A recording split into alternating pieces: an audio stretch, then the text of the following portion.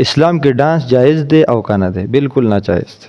ډانس که سړی کوي او که زنانه کوي، د ډانس کولو اجازت دا په اسلام کې بالکل نه سړو د پاره شته دی او نه چې کوم د زنانو د پاره شته دی. ها که ماشومان جنکۍ دي او نابالغې دي او هغه جنکۍ اشعار وایي خو ډېر مضمومه اشعار نه، او هغې سره چې کوم د تمبل استعمالوي او بیا په هغې سره چې کوم د رقص کوي، رقص ویلی کېږي د ډانس ته، نو هغه نوجوانانو جنکو دپاره اجازت شته دی چې کوم نابالغې دي د شریعت مکلفې نه دي، او چې کوم مکلف به شریعت دي هغوی ته بالکل چې کوم دی د ډانس اجازت نشته.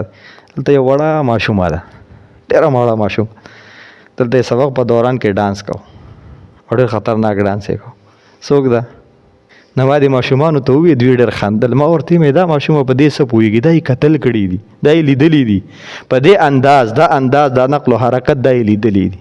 نو بیا مې ورته پیغام ورکړه بله ماشومه ده ورسره مې کور کې ووایه چې داسې ماشومان بیا داسې محافلو نه ساتئ، داسې ماشومان داسې محافلو نه ساتئ، ځکه چې ماشومان ډېر تیز وي. تاسو ته ما ویلي دي، خو تاسو زما دا خبره زما په خیال ذهن کې نه هلی.